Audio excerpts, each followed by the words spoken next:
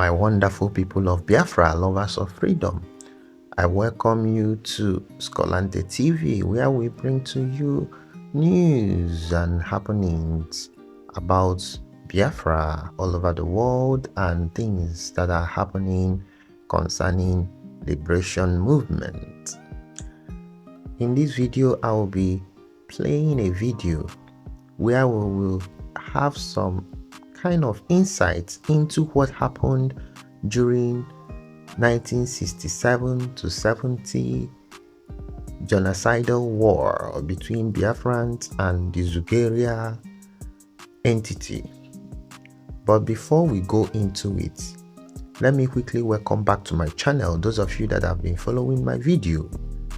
And if you have not subscribed to this channel, I urge you to do well to subscribe and give me a thumbs up, okay?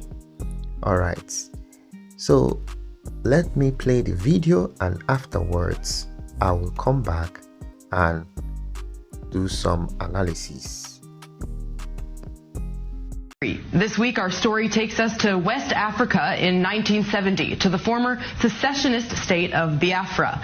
And luckily, we have our resident history buff, Jeff Abramowitz, in studio. Jeff, hello and welcome, and thank you for joining me. Thank you. I'd like to start by quoting the Bible, which is not something I do often or even at all for that matter, from the book of Ecclesiastes. That which has been shall be. That which has been done shall be done. There is nothing new under the sun. So how does that connect to Biafra? Because we are talking about a civil war, the Nigerian Civil War, which was one of the world's great humanitarian crises of its time. Still resonates in Africa. It was a war when the eastern part of Nigeria, which was mainly Christian, dominated by the Igbo tribe, broke away from Muslim-dominated West Nigeria, its own state Biafra, fought a brutal, bitter war, held out for 3 years, but then was starved into submission. The estimates are that 1 million people died in 3 years. I'm going to say that again, 1 million people. At one stage, they were estimating 3,000 to 5,000 people a day. I just want to draw our viewers' attention to the photos on the screen of these poor, starving children. This is the thing. Nobody paid much attention to the war. Right. It was just Africans fighting each other, which, at the risk of being labeled a racist, was what the West was used to seeing throughout the 1960s. But then photographers got into Biafra and took these photographs and brought, especially a man called Donald McCullen, but not only here, they brought back photographs of the starving, of the dying, and the conscience of the world was outraged. Now, Nigeria put a blockade on Biafra, total blockade. They were helped by Russia and a Western state I won't mention, but I will say that the British cabinet papers of the time make very interesting reading. No medicine or food could get into Biafra. People starved. There were relief flights coming in, but not enough to keep them alive. There were missionaries in Biafra who did amazing work. I think it was the Irish Holy Ghost Order. If I get the name wrong, I apologize. I'm not that clued up on Irish Catholic orders. That's all right. But they did amazing work. And the organization Doctors Without Borders was founded as a result of Biafra. The conscience of the world. These pictures, the pictures we saw of the starving children, it was the great humanitarian cause of the day.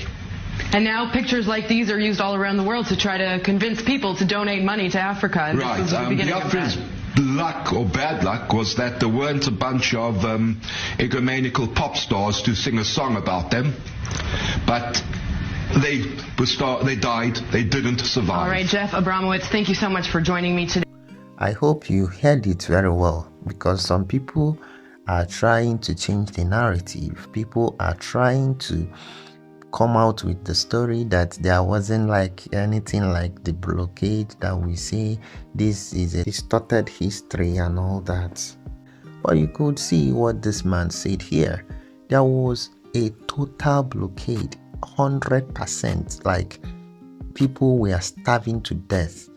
And the Western people that are claiming today that they love humanity, they were participants, they were complicit to killing the over even 5 million Biafrans, starving them to death, not even through war.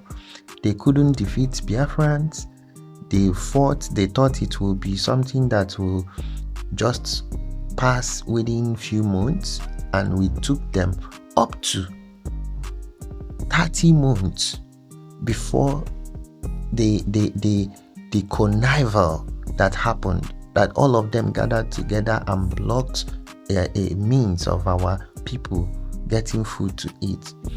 But today, why I brought this story is that today you could see that the same people after 50 years have risen. After many years, they are back demanding for their freedom. The children you thought you've killed, the tribe you thought you've obliterated from this world, they are back demanding for their freedom. And you people are claiming that Nigeria is one, and we say that Nigeria is not one. Nigeria is more or less than worse than a zoo. In fact, a zoo is a very wonderful place. Nigeria is more than a wilderness. People don't supposed to cohabit. Do you know that these people are claiming to tell us that we are one, but they have Sharia law? Nobody is talking about it. How can you have two laws in a country, in a sovereign nation? They are practicing Sharia, destroying the means of livelihood of our own people living in their own north. But they come to east, they are, doing their own cattle rearing. Nobody disturbs them. But you know the problem. They will enter into our even bushes and take over our bushes, start killing our people. These people are not good to live with people, the Fulanis. And you will see people, they will come and tell us hate speech, this and that, while these people are killing us. So I am in that opinion that we are not one.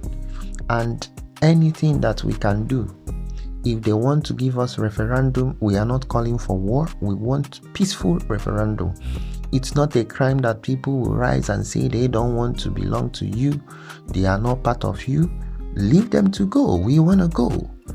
But if they refuse, we will do anything possible. Anything it will take for us to get our freedom, we will do it. So my people, that is why I brought this thing, so that we will have it in our mind. I believe some of the people that are getting tired today, thank God for Simon Ekpa that God brought. They kidnapped Mazi Nnamdi Kanu, our leader, supreme. But they thought that it was ended. But God brought Simon Ekpa, our prime minister, the dragon himself. And he is giving them woto today. I urge you guys, everybody, to stay focused. Mazi Nnamdi Kanu taught us of mental toughness. Okay? Rise. Anything you can do to bring this Biafra, do it. Okay? Do it. Share the good news. Go to Twitter of Simon Ekpa, share his, retweets, share his posts. Do anything you can do. Come to fund donation. Donate your own fund. Contribute as little as you can. Let there be, enough fund for the men on ground. We must get Biafra, and Biafra is number one, according to the Prime Minister. Biafra first. Thank you, my lovely people. I will end it right here. If you have not subscribed to my channel, do well to subscribe and give me a like button and click the bell icon so that whenever I come, you will be notified. Until I come your way next, have a beautiful day. Shalom.